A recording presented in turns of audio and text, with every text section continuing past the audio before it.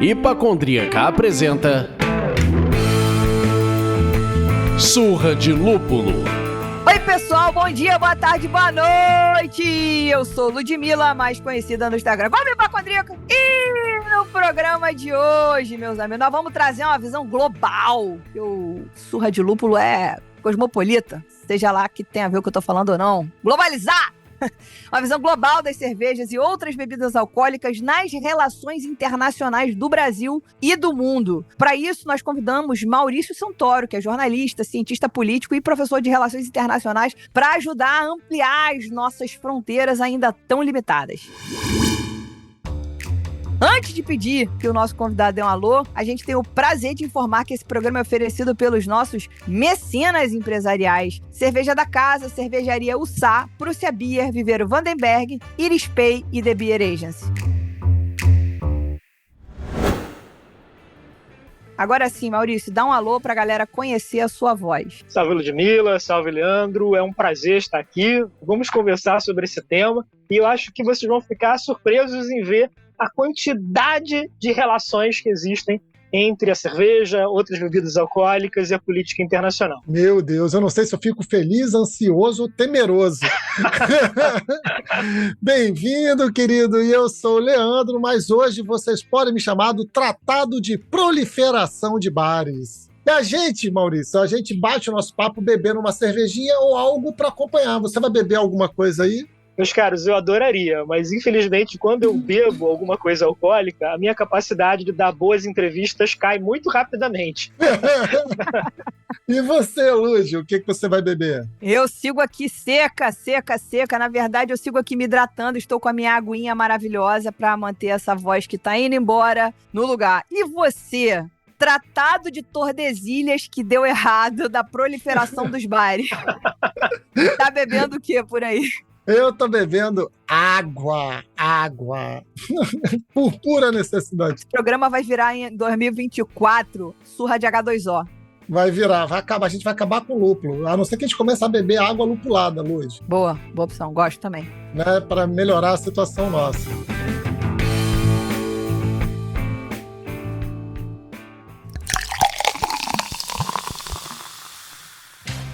Bom, se você gosta do nosso conteúdo e ainda se identifica com a gente, assim, demais, cara na cara, pele na pele, considere apoiar o Surra de Lúpulo através do site apoia.se/surra de lúpulo ou comprando uma camiseta nossa na loja.surradelúpulo.com.br. Mecenas ganha conteúdo exclusivo toda semana, participa do nosso grupo de WhatsApp e sorteio de brindes insanos. Agora, a grana está curta, você está se preparando para o carnaval. Ou você ainda não ama a gente tanto assim. Atenção, tanto que se amar só um tiquinho já vale, tá? Outro jeito de ajudar é seguindo a gente na sua plataforma de streaming preferida e dando aquelas 5 estrelinhas no Spotify e Apple Podcasts. Lembre-se de compartilhar esse programa com seus amigos, com quem vocês querem trocar ideias e papo de bar. Isso ajuda muito na nossa distribuição dos episódios. Perfeito.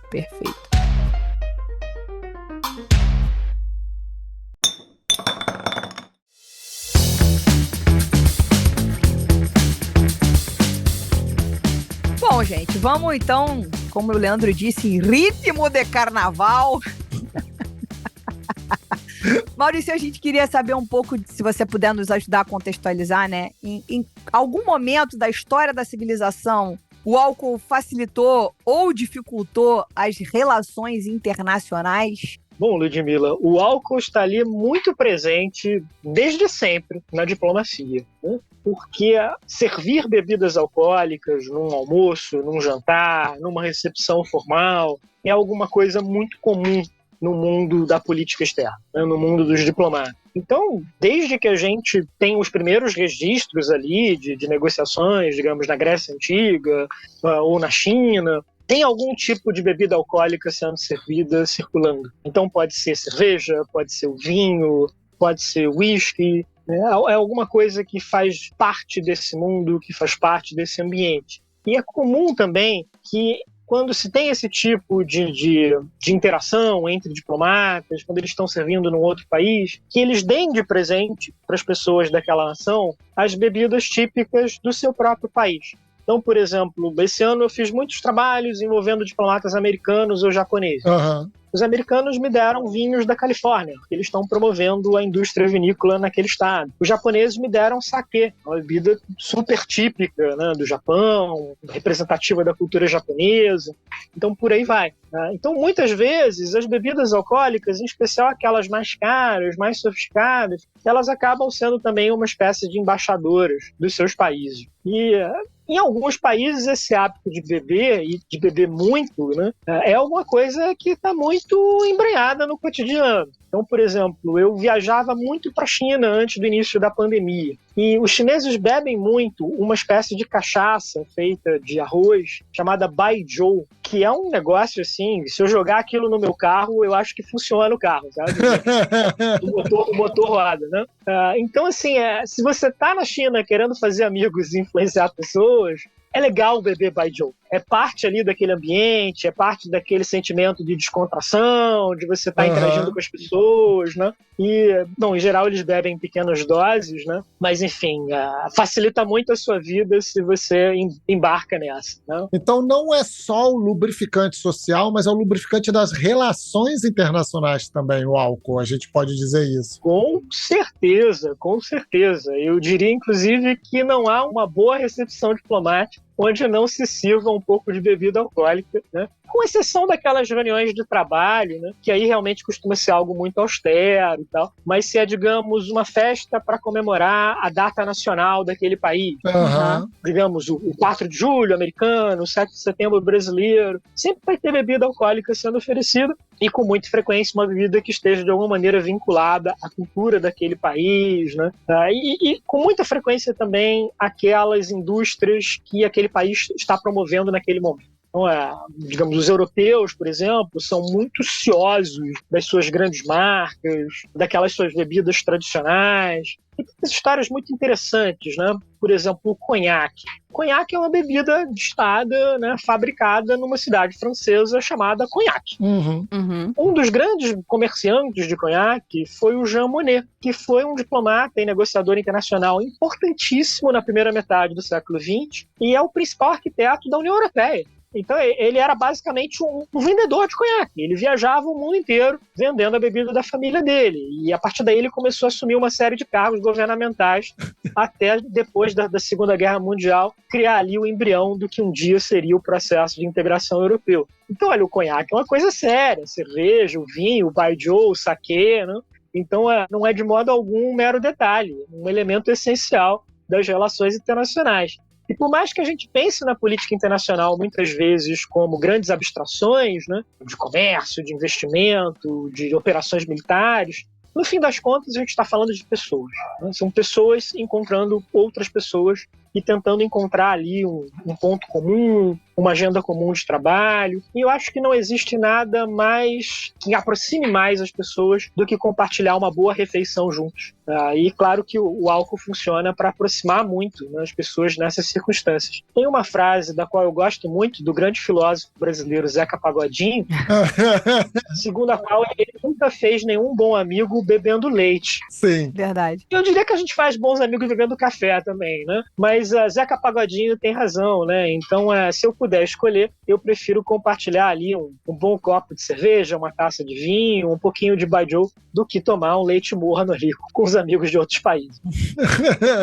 Acho que me trouxe um gancho, como a gente costuma dizer aqui, a partir da tua resposta, que você citou a bebida chinesa, baijiu, aí você citou o saquê. Se a gente fosse rapidamente falar assim, qual seria essa bebida no Brasil? Porque na França, você citou o conhaque, mas a França vai ser lembrada imediatamente pela região de Champagne ou pelos vinhos franceses. A Itália, qual seria a bebida do Brasil? Olha, é uma excelente pergunta. E aí eu diria que depende daquilo que o governo brasileiro queira promover em um determinado momento, ou que essas associações de produtores, né, estejam ali mais interessadas em divulgar. É claro que no Brasil a bebida alcoólica que a gente mais consome é a cerveja, né? Mas dependendo das circunstâncias, dependendo do ambiente, que pode ter ali um interesse, digamos, dos produtores de vinho do sul do Brasil, em promover o seu produto, ou talvez de determinadas cachaças, né, que é uma coisa também muito típica do Brasil. Sim. Agora, eu diria, quer dizer, eu ando muito entusiasmado com a Amazônia, né, muito fascinado pela cultura local na Amazônia. E uma coisa que eu achei fantástica em Belém do Pará é que tem ali uma onda agora de cervejas artesanais feitas a partir das frutas da região. Uhum. E são maravilhosas. Eu tomei uma cerveja de manga lá em Belém, que foi uma das melhores que eu provei na minha vida. Isso é algo que a gente podia promover, inclusive em termos de relações internacionais. Então, por exemplo, a Belém vai sediar a reunião anual da ONU sobre mudança do clima daqui a 2 ou 3 anos, né? Uhum. Poderia se fazer tranquilamente ali um arranjo em que essas cervejas artesanais da Amazônia fossem servidas para os delegados da ONU que estivessem participando dessas reuniões. Aí depende do que é o interesse do governo brasileiro, dos produtores locais, mas esse potencial está muito presente lá. Legal demais. Eu achei que você fosse falar cachaça, mas eu acho que um país de tamanho continental não vai conseguir ter uma bebida, né? Tirando o café, que eu acho que é bem... Agora, o que eu posso te dizer, assim, digamos, pela minha observação empírica, é que os meus amigos estrangeiros no Brasil, sobretudo aqui no Rio de Janeiro, se apaixonam muito facilmente pela caipirinha. Né? Uhum. O que é uma bebida talvez até um tanto enganosa, porque ela parece ser muito leve no primeiro momento. Uhum. Então você pode tomar uns 3, 4 copos sem perceber direito o que está fazendo, até passar do ponto de não retorno. Então também é para consumir com certo cuidado. Total. Mas sim, o Brasil tem uma variedade muito grande de bebidas alcoólicas, né? Dependendo ali da região, dependendo ali do lugar. E acho que isso é um ativo para o Brasil. Acho que isso é uma parte importante do que é a nossa cultura e do que são os nossos negócios. Do que isso pode representar em termos ali de promoção do comércio exterior brasileiro. Perfeito. Maravilhoso. Mas aí você comentou do quão importante, ou que não é apenas um detalhe, o álcool, né? O consumo do álcool como esse lubrificante internacional, né? Esse azeite que ajuda a máquina a fluir melhor. Só que existem países, principalmente ali no Oriente Médio, pro lado da Ásia, em que o consumo de álcool é extremamente proibido e muitas vezes um tabu. E aí, como é que fica o trato destes países com, essas relações, onde existe essa participação do álcool, se isso vira um problema, por exemplo, uma questão, e com os turistas, como é que fica isso? É uma ótima pergunta, Leandro, são situações que exigem uma certa sensibilidade cultural. Então, quando eu visito países muçulmanos, ou quando eu estou conversando com colegas muçulmanos, eu nunca tomo a iniciativa de álcool ou oferecer álcool. Uhum. Agora, em muitos casos, eles mesmos podem oferecer. Depende das circunstâncias. Então, por exemplo, uma vez eu estava em Istambul participando de um congresso e eram ali ativistas de direitos humanos de vários países e muita gente de países do Oriente Médio. E a gente foi jantar em Istambul, né? Tem uns restaurantes maravilhosos ali. E embora exista uma série de restrições hoje na Turquia, a que lugares você pode comprar álcool, né? Porque o governo que está no poder há 20 anos é um governo de um nacionalismo religioso. Há também uma tradição na Turquia de você tomar uma aguardente ali como um aperitivo, né? Para abrir os trabalhos da noite, que é muito apreciada. Um aguardente chamado raki. Uhum. Então os colegas pediram ali, Caralho. a gente estava ali tomando o nosso raki e eu conversando lá com os turcos, com os egípcios, né? E numa boa, sem problema. Mas aí eu não tomaria essa iniciativa de vamos tomar uma cerveja e tal. Não, deixa eu esperar um pouco, ver o que eles vão sugerir. Então tem que ter essa sensibilidade, sobretudo quando se está num local oficial. Você está numa reunião, por exemplo, num ministério, numa agência governamental, num local privado, com um restaurante, é diferente, né? Sempre é mais ameno ali. Mas é claro que não dá para agir num país como esse como a gente se comportaria no Brasil. É uma outra cultura, são outras regras, são outras expectativas. E os turistas, quando não é uma condição... Porque eu andei lendo e vendo que, por exemplo, na condição da Copa, ali na Copa, em Dubai, foram criadas regras específicas para o consumo do álcool durante aquele período.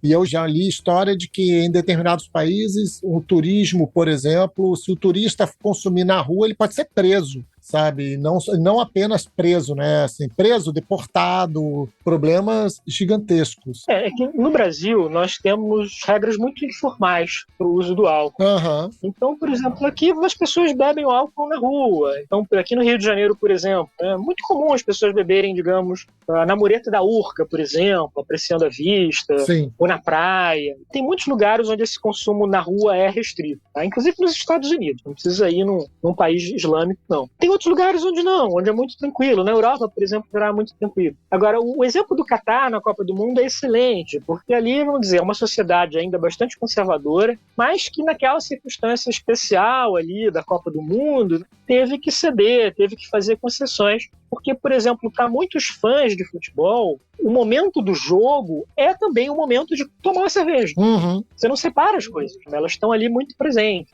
Então, claro, porque o álcool é um lubrificante social, mas ele também é uma coisa que você usa para relaxar, quando você está ali vendo uma partida do teu esporte favorito, quando você está ali com os amigos. Então as sociedades vão também, de algum modo, se adaptando com relação a isso. Perfeito. Sensacional. Essa dos Estados Unidos eu quase caí na pegadinha do malandro, mas isso deixa para outro papo, outro dia. Outra relação internacional.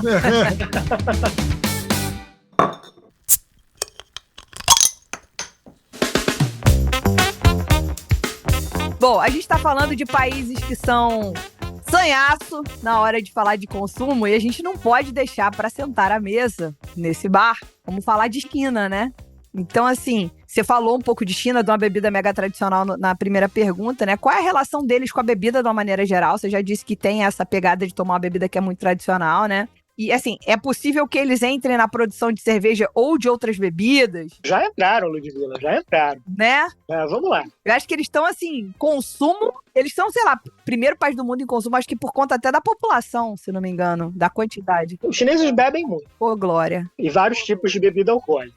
Então, na língua chinesa, tem uma palavra, um sufixo chamado zhou. Então, sempre que você ouve essa palavra, tem alguma coisa alcoólica no meio. Então, por exemplo, você tem o baizhou. Baizhou significa, literalmente, ao pé da letra, alguma coisa como bebida alcoólica branca. Que é engraçado, a gente às vezes chama cachaça no Brasil de branquinha. Uhum. É mais ou menos isso. O vinho tinto é Hongzhou, né? Literalmente bebida alcoólica vermelha. Né? E a cerveja na China é Pizhou. A cerveja na China está muito ligada na presença dos estrangeiros, dos europeus no país. A China nunca foi uma colônia europeia, mas ela teve no século XIX, no início do século XX, vários enclaves coloniais ali, os semicoloniais, inclusive da Alemanha. Esse enclave alemão ficava numa cidade chamada Qingdao. E até hoje a melhor cerveja na China é a cerveja Qingdao. Olha só. Que era fabricada originalmente pelos alemães. Uhum. Agora está com os chineses, né? Mas eles pegaram a receita. Né? E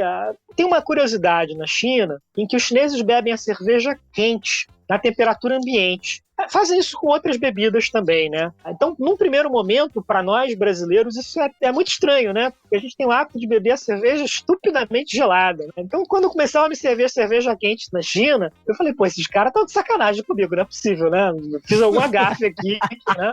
Mas os chineses acham que você tomar a bebida quente é uma coisa que ajuda na sua digestão, que faz bem para a saúde. E olha, passado ali aquele momento inicial, aquela impressão estranha, realmente dá uma sensação de bem-estar muito boa. Olha só. Então talvez os chineses tenham razão nessa história. E talvez seja melhor mesmo a gente beber a cerveja quente. E tem umas coisas interessantes também, né? Você tem algumas cervejas na China que elas fazem uns acordos com o governo chinês. Então, para cada garrafa que você compra, tem um percentual ali que vai para o programa espacial da China. Olha então, só. você está tomando uma cerveja ali, você está ajudando a botar chineses na Lua, né? Então, assim, é um apelo ali, né, ao sentimento patriótico dos chineses. Mas sim, se bebe bastante cerveja na China. Uma bebida muito apreciada. Também se bebe muito vinho. Os chineses hoje são grandes produtores de vinho, viraram grandes exportadores também, né? Ainda que eles não tenham, digamos assim, o mesmo prestígio que tem os vinhos europeus, né? Então, vamos dizer, se você quer convidar uma pessoa para um jantar romântico aqui no Brasil e falar, olha, eu comprei um vinhozinho italiano, francês, vamos lá, né? Se você falar, olha, eu comprei um vinho chinês, mas provavelmente a pessoa vai olhar para você e falar, pô, esse cara quer economizar, né? Um pão duro e tal. Mas seria um comentário justo. O vinho chinês hoje é um vinho de boa qualidade. Ele só não tem ainda esse prestígio Sim. que os vinhos de outros países já adquiriram. Mas acho que eles estão construindo um caminho para isso. Esse ponto que você trouxe do prestígio é alguma coisa que me faz pensar quando eu vejo essa pergunta que a Lud fez, que é o seguinte: existe uma pecha, não sei se é uma pecha ou uma pura realidade, da cultura da réplica na China, né? Eles replicarem tudo com a potência industrial que eles têm e multiplicar a milésima potência e sair distribuindo loucamente aquele produto. Essa pecha é o que mais deprecia essa imagem de produto de qualidade deles, que perde a capacidade original. Isso está afetando, pelo que você trouxe da questão do vinho, está afetando inclusive o produto original deles. Mas existe uma possibilidade, por exemplo, da gente começar a encontrar bebidas alcoólicas, tipo, eu vou pegar pesado, como diz a Lud, que ela fala que às vezes eu gosto de puxar pelo absurdo. Então tá, em vez de ter uma vodka, sei lá, sueca muito maneira, você ter essa mesma marca, só que fabricada na China, sabe? Essa mesma marca, entre aspas, ter a réplica. E eles começaram a produzir isso e vender porque existe esse avanço, inclusive, da agricultura chinesa, né? Que, pelo que eu também li, é um avanço que começa para alimentar a população, para garantir a alimentação da população. Mas, naturalmente, isso produz insumos para fazer outras coisas, inclusive bebidas. Pode acontecer da gente começar a ver Brahma chinesa? É perfeitamente possível. Inclusive, assim, tem uma parte da China, na região, o que hoje é a região nordeste da China, também aí nesse período, né, semicolonial que a China viveu, ela foi parte da Rússia, foi parte do Império Russo. E os russos deixaram uma marca muito profunda na cultura dessa região. Então você tem ali, por exemplo, catedrais ortodoxas, tem orquestras sinfônicas. É a única região da China onde se come pão no cotidiano, porque isso é um hábito que veio dos russos. Eu realmente não sei se eles fazem vodka por lá, mas é muito provável que façam. Enfim, se os russos deixaram a marca do pão, certamente eles deixaram ali também a marca da vodka. Agora, essa cultura da réplica na China, ela é muito interessante, porque de fato os chineses copiam muito, mas nunca é uma cópia, nunca é 100% uma réplica. Eles copiam fazendo mudanças, fazendo adaptações, às vezes melhorando, às vezes tornando aquele produto mais barato, mais simples, né? E aí tem várias razões para isso, né? Quer dizer, a lei chinesa, ela é muito mais flexível do que a legislação ocidental na questão de patente e propriedade intelectual. Então é muito mais fácil você copiar, você piratear, né? Dou um exemplo para vocês, né? Hoje em dia, todas as grandes cadeias de fast food americanos estão presentes na China. Então, digamos, o Starbucks está presente na China. Só que tem dezenas de imitadores do Starbucks na China. Então você está andando numa grande cidade chinesa e você pode ver um logotipo que de longe você vai achar que é o logotipo da Starbucks. Porque é muito parecido e tal. Mas quando você chega de perto, você vê que é um pouco diferente, a cor não é a mesma, tem ali uns traços que não são, né? E aí, claro, é um café com vários tipos ali de opções e tal, mas é parecido, mas não é igual. E tá lá, né? Coisas que no Brasil seriam proibidas, né? E você vê isso também com, digamos, Kentucky Fried Chicken, né? Com lanchonetes, né? De vários tipos, né? Então, claro, tem muito esse jogo na China. Agora, sobretudo entre a classe média alta e a elite chinesa hoje, é o maior mercado do mundo para produtos de luxo. Então, você tem lojas na China, dessas grandes grifes europeias, né? Como eu nunca vi aqui no Brasil. Lojas, por exemplo, de Pequim, 3 andares, né? Só com produtos de luxo, né? De roupas, bolsas, acessórios. Caraca! Porque tem uma elite ali com disposição para comprar, né? Para gastar. E é claro que isso também está presente no ramo das bebidas, né? Então, quer dizer, esses novos ricos chineses que têm muito dinheiro, e uma das maneiras para eles mostrarem que eles se tornaram pessoas ricas e sofisticadas, né, é exatamente consumir essas marcas de maior prestígio no Ocidente. Sensacional. Então, as duas coisas estão lá muito presentes. Mas, assim, a China está subindo muito rapidamente nessa escada de qualidade. Eu não vou dizer para vocês que hoje, digamos, um computador ou um celular fabricado na China seja melhor do que aqueles de ponta nos Estados Unidos e na Europa. Acho que não chegou ainda nesse patamar. Mas já chegou numa espécie assim, de classe média cujo custo-benefício é muito bom. Então, se você não precisa de um produto muito sofisticado, provavelmente aquele que os chineses estão te oferecendo é bom o suficiente, por um preço bem legal. Tem sentido, inclusive, falar sobre a questão da flexibilização da patente. muitas indústrias grandes do Ocidente estão produzindo lá na China por uma série de questões e, consequentemente, seus equipamentos, suas patentes, entre aspas, estão meio que abertas àquela sociedade, né? Então... Sem dúvida. Tem um caso super interessante, Ludmila, com a Embraer brasileira. A Embraer tem uma fábrica na China, em Harbin, na cidade de Harbin, e por coincidência é esse mesmo lugar que foi colônia russa e tal. E a lei chinesa diz o seguinte, que se você é uma empresa estrangeira que abriu uma fábrica na China, você tem que ter um sócio local, justamente para facilitar essa transferência de tecnologia, essas técnicas modernas de administração. Então a Embraer fez uma parceria com uma estatal chinesa fabricante de aviões. E elas começaram a fazer aviões juntas para o mercado chinês. Eu já voei entre cidades chinesas em jato da Embraer, por exemplo. Então, assim, a Embraer conquistou um nicho bem significativo desse mercado doméstico da China, mas teve também um lado ruim, porque essa sócia chinesa da Embraer absorveu essa tecnologia brasileira e acabou lançando um modelo muito parecido com aquele que a Embraer fabrica, né? É isso. Então, é um toma lá da cá, né? E se você vai investir na China, você tem que estar preparado também para fazer esse tipo de barganha, né? Com certeza. Você não vai conseguir ali impor um modelo de proteção à sua patente, à sua propriedade intelectual tão forte quanto aquele que existe nos Estados Unidos, na União Europeia ou mesmo aqui no Brasil. Vou ter que cortar. Eles criaram a Embraer. O avião da Embraer. Ele fez o Cebolinha. Tentando imitar um chinês, ele fez o Cebolinha. Que terrível. Que terrível. Eu não sei se eu posso citar a cervejaria, então não vou citá-la, mas tem uma cervejaria artesanal do Brasil, de meu conhecimento, que recentemente começou a exportação para a China. Então Olha, isso é super interessante. O mercado chinês é um mercado que os brasileiros ainda conhecem pouco, apesar da China ser o maior parceiro comercial do Brasil. Então, bom, por que existe esse desconhecimento? Porque essas commodities que o Brasil vende para a China, soja, minério de ferro, petróleo, que pega a maior parte do comércio bilateral, em geral, os produtores brasileiros vendem para grandes empresas internacionais que, por suas vezes, revendem para os chineses. Então, não tem tanta presença assim das empresas brasileiras na China, mapeando esse mercado e conhecendo ali os gostos do consumidor chinês. Vou usar o café como exemplo, né, porque o Brasil é o maior produtor mundial. Os chineses estão tomando cada vez mais café. Isso é um mercado potencial de sonho para o Brasil. E tem café brasileiro sendo exportado para a China, cada vez mais. Só que não é uma relação tão boa quanto poderia ser. Por quê? Em geral, esse café brasileiro consumido na China, ele é parte de um blend, ele é parte de uma mistura que o consumidor chinês está consumindo nessas grandes cadeias internacionais, tipo Starbucks.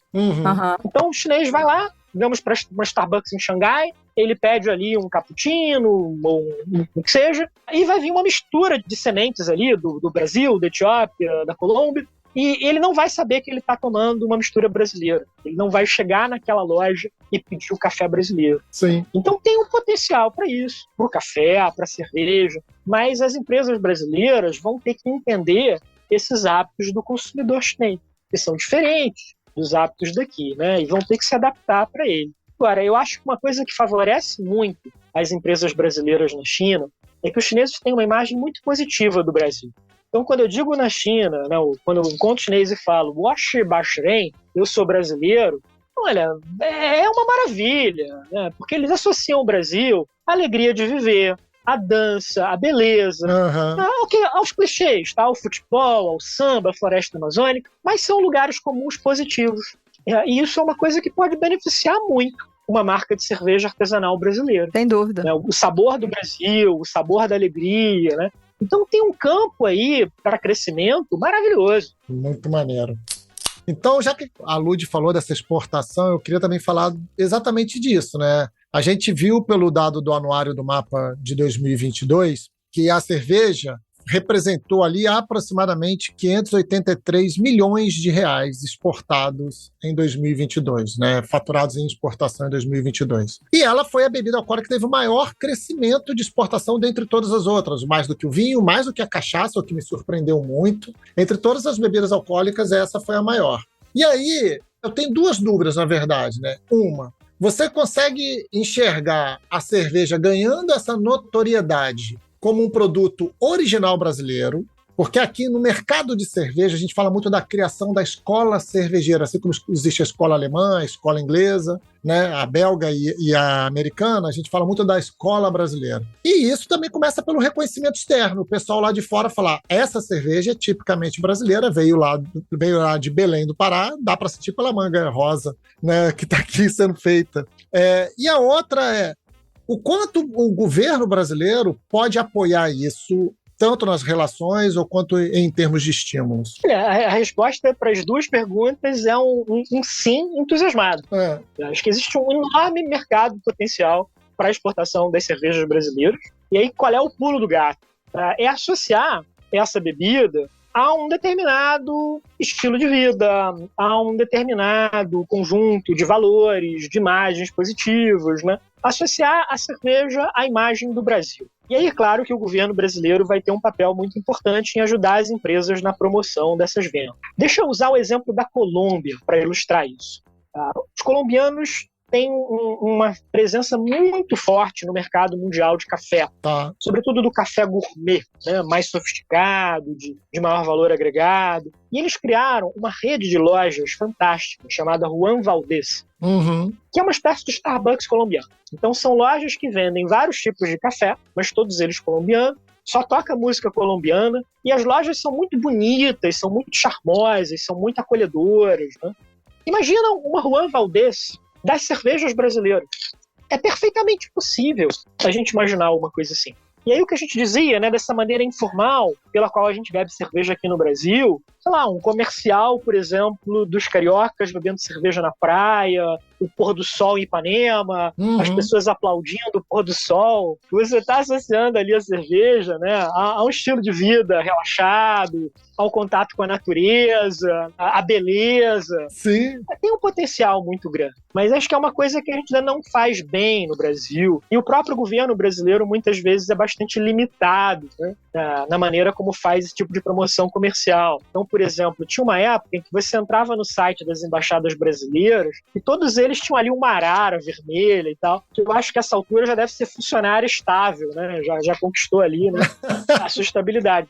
Cara, dá para fazer melhor do que isso, né? Então, a gente tem essa promoção comercial pelas embaixadas e consulados brasileiros, e o Brasil também tem uma agência de promoção de exportações, a Apex, tá? Só que a Apex é uma organização muito mal desenhada. A maioria dos funcionários da Apex trabalha dentro do Brasil e não no exterior, ao contrário do que acontece com as agências de promoção de exportação de outros países. E muitas vezes também a Apex abriu escritórios em países que não são realmente um mercado potencial grande para os produtos brasileiros, mas acabou que essas agências foram abertas por razões políticas e tal. Então, assim, é um instrumento que tem que ser remodelado, mas ele é promissor e ele pode dar um ganho muito maior para o país do que vem sendo atualmente. Então, por exemplo, você ter, digamos, 500 milhões de dólares em exportações de cerveja é muito pouco, que é hoje o patamar das exportações brasileiras de uma maneira geral.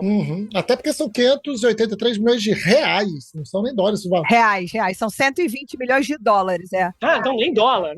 Então, cara, isso não é nada. As exportações brasileiras hoje devem estar alguma coisa aí por volta dos 300 bilhões de dólares. Então, isso é nada.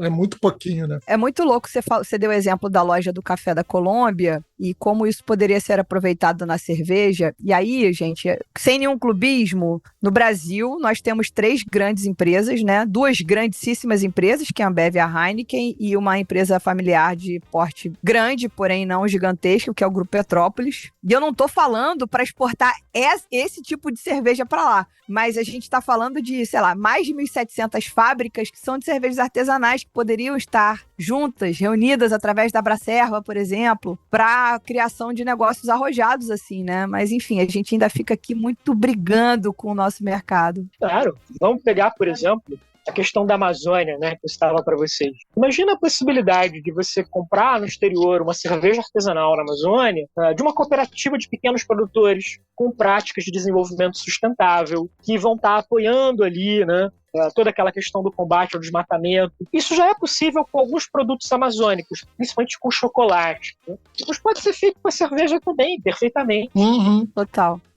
Eu vou puxar um gancho aqui, que já é para nossa próxima pergunta, que como o nome do nosso programa é Surra de Lúpulo, a gente bebendo água aqui, a gente tem que tentar puxar essa sardinha para algum lugar. Sim. Então, a gente sabe que o Ministério das Relações Exteriores, ele tem políticas externas comerciais e econômicas da promoção do agronegócio, que é, sei lá, o nosso grande negócio. A gente recentemente tem experimentado no Brasil, talvez nos últimos 5 anos, mas mais fortemente nos últimos 3 anos, um renascimento e um forte crescimento da plantação do lúpulo no Brasil. Que o lúpulo é um dos ingredientes da cerveja, que até relativamente pouco tempo atrás fala, não dá para ter lúpulo no Brasil, é muito quente, tem menos luz, precisava de um clima mais temperado, blá. A gente pegou, rasgou o manual e estamos plantando lúpulo em todas as regiões e praticamente em muitos estados do nosso país. Você imagina o lúpulo recebendo um incentivo nesse olhar, sabe? Hoje a gente não produz o suficiente para dar lúpulo suficiente para as cervejarias daqui produzirem. A gente ainda não está nesse lugar.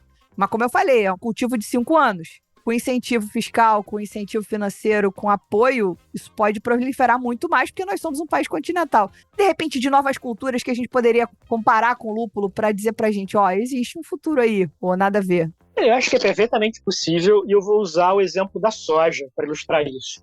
A soja hoje é o produto agrícola que o Brasil mais exporta. Não? Uhum. Nem sempre foi assim. A gente tem um problema de solo, tínhamos um problema de solo no Brasil, isso é um solo ácido demais para o cultivo da soja, principalmente no centro-oeste. Isso foi modificado pelo trabalho da Embrapa. Então, os cientistas brasileiros, de uma empresa pública, desenvolveram técnicas para reduzir a acidez desse solo e torná-lo ali propício, fecundo para o plantio da soja. O resultado disso foi essa expansão fabulosa da soja. A gente viu primeiro pelo centro-oeste, agora em algumas regiões do nordeste, da Amazônia, e um enorme impulso para o agronegócio brasileiro, para o desenvolvimento econômico de várias regiões do país. Assim como foi feita essa pesquisa com soja, ela pode ser feita com o lúpulo também, por que não?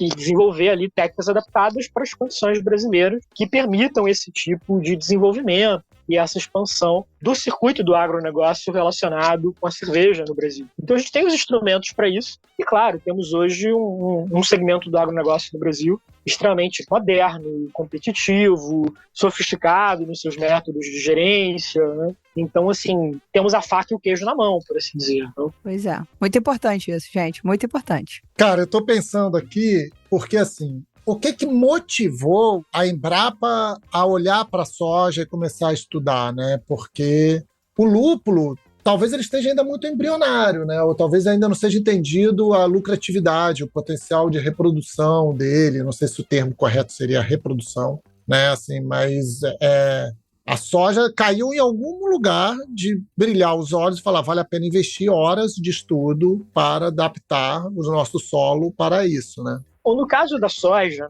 quem trouxe a soja para o Brasil, começou a plantar a soja aqui, foram os imigrantes japoneses. Uhum. Porque a soja no Japão, na China, ela é um alimento muito presente no cotidiano, né? O leite de soja, o tofu, que é uma espécie de queijo de soja e tal. E os japoneses começaram a plantar aqui, no interior de São Paulo, depois foram ali para o sul e começaram a chegar no centro-oeste como colonos. Né? Isso foi na época da ditadura e os militares queriam estimular a colonização do centro-oeste, porque era um vazio demográfico ali do Brasil. E tinham ali esses agricultores tentando plantar soja, mas enfrentando uma série de dificuldades. Então foi a partir daí que veio essa ideia, vamos botar a Embrapa para pesquisar isso. Agora, o interessante é que na época o Brasil não exportava soja, era uma coisa muito do mercado interno. E quando começou a exportar, lá pelos anos 80, 90, era principalmente para os Estados Unidos e para a Europa. Mais para a Europa. Só no século XXI é que a China virou o grande comprador da soja brasileira.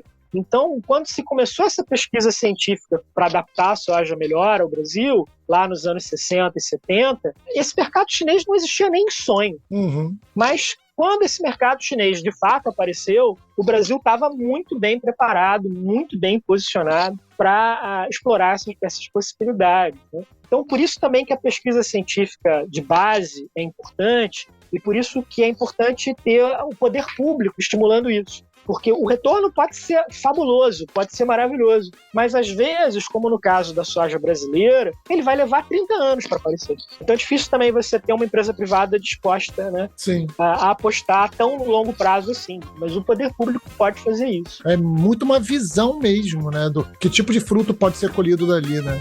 Ótimo.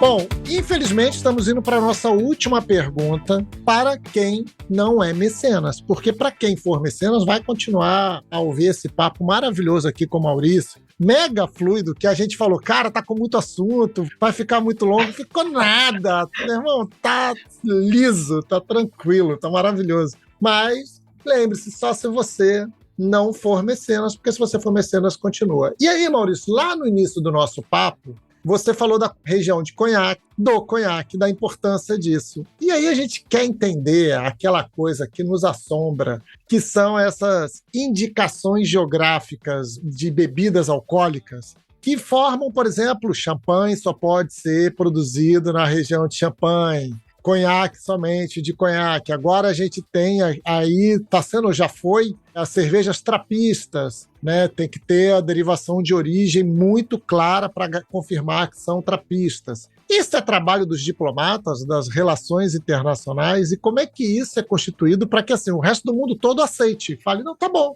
Tá bom. Isso é um trabalho importantíssimo dos diplomatas ou dos funcionários dos ministérios de comércio exterior de vários países, Leandro. E tem uma razão para isso. Essas indicações geográficas rendem muito dinheiro, muitos lucros para quem consegue esse selo de qualidade. A razão para isso é simples, tá?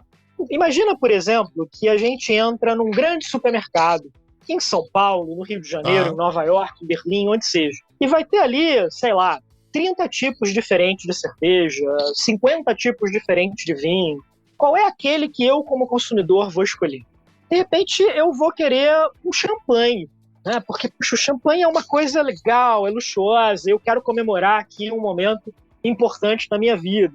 Então, ter esse selo, dizendo, olha, só esse tipo de vinho espumante produzido nessa região, sobre tais regras, pode ser chamado de champanhe, isso é uma coisa que cria um enorme mercado para esse produto. Então, ter aí uma determinada cerveja que foi produzida por monges, com uma certa receita, e só esse tipo de cerveja pode ser chamado de cerveja trapista, vai criar também um enorme mercado para esse tipo de produto. Então, cada vez mais os produtores batalham por isso.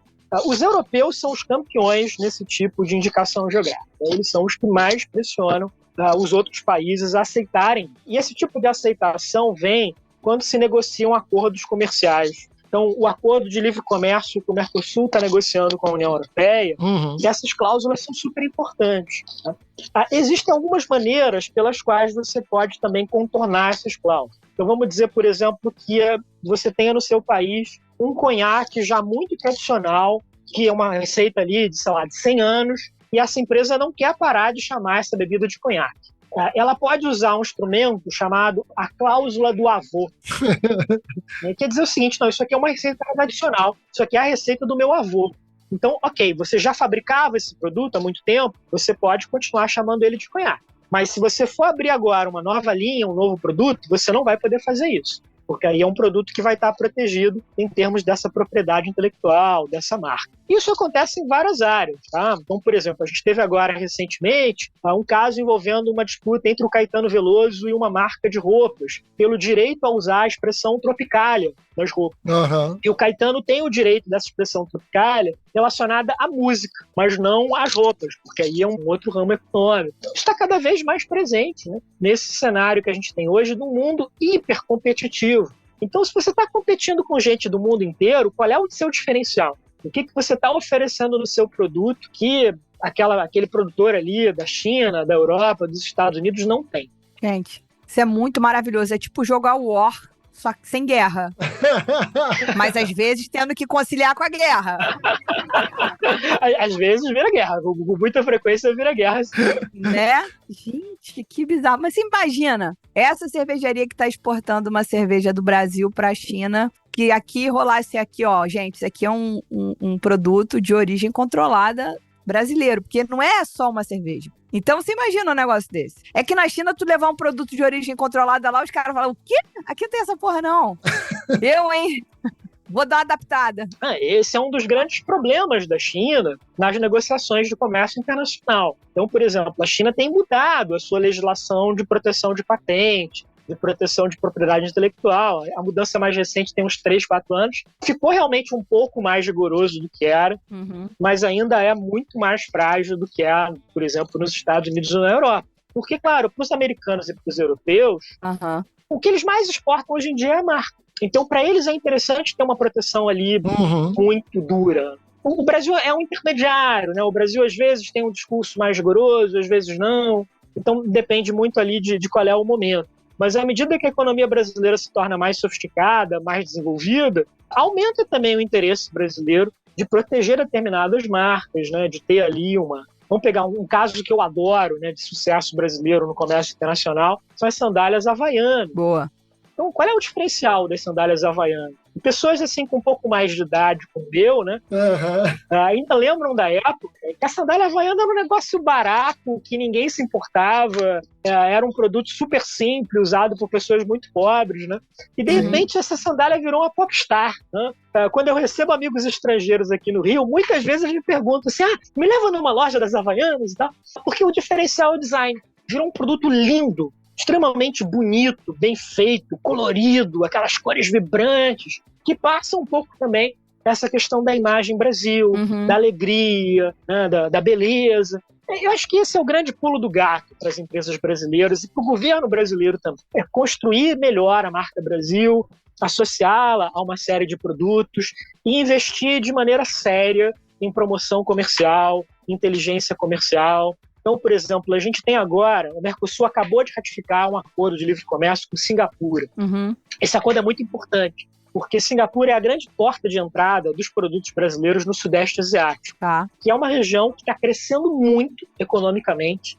Uma das últimas viagens que eu fiz antes da pandemia foi para Singapura e eu voltei absolutamente encantado com a cidade. Então, o Brasil está exportando 20 bilhões de dólares por ano para o Sudeste Asiático, pode exportar muito mais do que isso. Então, ter um acordo de livre comércio, né, vai impulsionar ali uma série de vendas, né? E aí a gente tem Singapura crescendo muito, Vietnã, Indonésia, Filipinas, tem a Tailândia, que está virando um destino popular entre os turistas brasileiros, né? Muita gente está indo para essa lua de mel na Tailândia. Então, assim, tem uma nova geografia global que está trazendo oportunidades interessantes para o Brasil. Então, a gente tem que pensar grande, a gente tem que mergulhar nesse mundo, mas tem também que construir as ferramentas necessárias para isso. Porra, total. Maravilhoso. Não, você falar de Singapura, você fala, cara, nunca nem pensei em Singapura. Mas é óbvio, eu sou absolutamente limitada nesse assunto. O que eu quero dizer é que como é que falta o ferramental para um empresário médio brasileiro pensar nesse relacionamento que você falou que o francês do conhaque fez. Ele, na verdade, ele era um vendedor. Ele ia vender no mundo inteiro, que era porta em porta, só que era o mundo inteiro. Aí o cara vira, importante para falar de diplomacia. Foi super importante criando a União Europeia e, antes dela, a Liga das Nações, né? E vou te dizer uma coisa, Ludmila. Singapura foi a cidade mais rica e mais sofisticada que eu já visitei. Ela hoje está muito à frente de Nova York, muito à frente de Londres, de Paris, né? Uma qualidade da infraestrutura assim, absurda. Tem horas que você se sente num filme de ficção científica.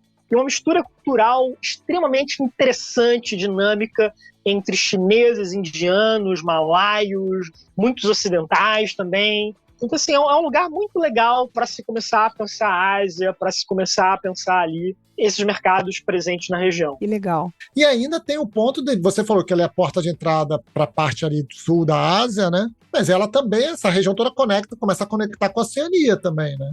Faz uma ponte ali, não? Né? Ela serve de uma conexão. Também, né? Quer dizer, o grande diferencial de Singapura é que o porto de Singapura é espetacular. Essa qualidade da infraestrutura. Então, o produto brasileiro chega ali e de Singapura ele vai ser remanejado para vários países ali do Sudeste Asiático, né? É o que acontece também, por exemplo, com o porto de Roterdã, na Holanda, que é a grande porta de entrada dos produtos brasileiros na Europa. Então, o comércio do Brasil com a Holanda é muito alto, mas é por conta disso, né? Porque esses produtos entram por Roterdã e dali eles vão para vários outros países europeus, né? E aí a falta que faz a gente ter portos de boa qualidade no Brasil, uma infraestrutura legal, por exemplo, ferroviária. A nossa malha ferroviária hoje no Brasil ela é menor do que ela era nos anos 70. Sim. A gente chegou a desmantelar a ferrovia. A gente está desmantelando, né? A gente fica muito dependente do caminhão e isso é um horror, né? Então, imagina, por exemplo, que os caminhoneiros resolvam fazer uma nova greve como aquela que eles fizeram em 2018, que pararam a economia brasileira por uma semana. O Brasil é a única grande economia do mundo que tem esse tipo de risco. Cara, que terrível. Infelizmente. E assim, só puxando um gancho dessa questão do porto, que a gente tem grandes portos no Brasil, né? A gente tem o Pecém lá no Ceará, a gente tem o Porto de Santos, mas esses portos em si, eles são grandes, mas eles não têm essa capilaridade para o que fazer depois que chegar lá, ou eles ainda assim, embora a nossa imagem seja que eles sejam grandes, eles são pequenos quando a gente olha para Roterdã e Singapura. Os grandes portos do mundo hoje estão todos na Ásia. Você pegar ali os 10 maiores portos do mundo, 9 deles são na Ásia. Então são cidades como Singapura, Xangai, Hong Kong. Então é por ali que o comércio global tá caminhando, né? É um desafio muito grande para o Brasil, porque não é só modernizar o porto, né? Também modernizar uma malha ferroviária, você ter ali todo um sistema para gerenciar aquelas cargas, garantir, por exemplo, uma segurança também muito grande para aquela mercadoria que está chegando e saindo. Então, pegando o Rio de Janeiro como exemplo, né, a gente teve problemas muito graves no Rio de Janeiro nos últimos anos, envolvendo quadrilhas dedicadas a roubo de carga, por exemplo. Então, tem todo um trabalho para ser feito desde o básico da segurança pública até chegando na questão realmente ali dessa infraestrutura de melhor qualidade, que, sem sombra de dúvida, hoje é um dos grandes gargalos do desenvolvimento brasileiro. Então, como é que a gente consegue mudar isso? Como é que a gente consegue voltar a investir bastante em infraestrutura no Brasil para capacitar o país a jogar melhor, né, esse jogo do comércio global? Mas aí, pegar, por exemplo, quando eu estive em Hong Kong, né? Hong Kong é uma cidade que eu adoro, ela é fascinante, mas ela me deixou também assim com um sentimento de uma certa tristeza. Porque Hong Kong se parece muito na geografia com o Rio de Janeiro. Ela é uma cidade entre o mar e a montanha, numa vegetação ali subtropical. Né? E Hong Kong tem uma baía linda, Victoria Bay, que parece a Baía de Guanabara, mas com uma diferença. E aí é que vem a minha tristeza. A quantidade de navios na Victoria Bay deve ser umas 100 vezes mais do que os navios que a gente tem na Baía de Guanabara. E a Baía de Guanabara virou um cemitério de navio, né? Tem muito navio abandonado ali. Sim. Teve um que outro dia colidiu com a ponte Rio-Niterói, quase provocou uma tragédia. Exato. Então, a gente tem muito trabalho a fazer no Brasil até transformar a nossa infraestrutura em algo que tenha realmente uma capacidade ali de dimensão global. Né? E aí acho que o grande modelo hoje da infraestrutura internacional está nos países do leste e do sudeste da Ásia, muito mais do que nos Estados Unidos, do que na Europa. Então, o metrô de Nova York, por exemplo, para quem já andou por lá, tem horas que você se sente num filme de terror, né? Ou naqueles filmes de quadrilhas, né? Parece que vai entrar uma quadrilha ali te assaltar, né? E tal. É muito diferente do metrô de Hong Kong, do metrô de Pequim, do metrô de Singapura, que estão num outro nível de qualidade ali. Agora, não é que sejam metrôs luxuosos, tá? Não, eles são de boa qualidade, são baratos e eles circulam pelas cidades inteiras. Se a gente pega, por exemplo, uma cidade do Rio de Janeiro, o metrô não chega na região da cidade, que é a Zona Oeste. Sim, sim. As milícias, crime organizado no Rio de Janeiro, né, viraram aqui um terror para a cidade, né? Elas surgiram, entre outras coisas, da exploração do transporte informal na Zona Oeste. Porque o transporte normal, né, de ônibus, de metrô, é muito ruim. Então, olha como tudo isso vai criando uma série de consequências negativas para o país. Sem dúvida. Sim. Bom, eu queria agradecer demais ao Maurício, que foi sensacional a gente perceber que a gente está vivendo num tabuleiro de um grande jogo de infraestrutura, de vontades, e um monte de gente que não sabe o que fazer está tomando as decisões por nós, meus amigos. Meu Deus do céu, socorro. Então, eu queria agradecer, Maurício, a sua participação. Foi um prazer tremendo ter você aqui. E a gente espera receber você aqui para contar outras novidades sobre esse mundo tão vasto, que eu tô aqui agora com Singapura, tigre asiático. Fiz um trabalho sobre isso no colégio, na década de 90. É maravilha. Então, olha, eu vou me despedir como a gente faz a saudação na China, né? Quando você tá bebendo com amigos, né? Ou num jantar de negócios, né? Você pega ali o copo, né? Ergue e fala Ganbei, da saúde. Legal. E aí, qual é o barato? Você vai brindar umas 10 vezes num jantar ou almoço típico na China. Porque cada vez que alguém disser uma coisa mais legal, mais interessante, mais engraçada, alguém vai levantar e dizer Ganbei, Ganbei, vai fazer um pequeno discurso e tal. Então é muito legal, né? Acho que é um exemplo de como as bebidas alcoólicas funcionam ali para aproximar as pessoas, né? Para enfim, para tornar todo mundo ali mais amigo um do outro, né? Agora, Legal. beba com moderação, porque o Baijiu é pesado, viu? Maurício, meu querido, muito obrigado, valeu mesmo. Adorei te reencontrar e bater esse papo com você, cara. Prazer foi meu, meus caros. Um grande abraço. Perfeito. Encerrando o programa do jeito que a gente gosta, agradecendo aos mecenas que nos ajudam a manter a casa arrumada e conteúdo incrível toda semana. Cintia Okawa, Ícaro Nascimento, Pablo Navarro, Silvio Donizete, Thaís Aline, Alex Rodrigues. É isso, meus amigos. Leandro, e o que a gente fala quando a gente acaba o programa? Gambei! Não, até semana que vem. Podia ser Gambei, podia ser até semana que vem, mas é bom carnaval!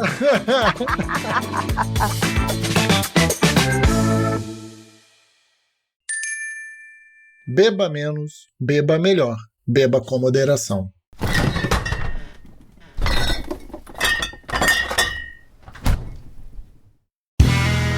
Este podcast foi editado por Play Áudios.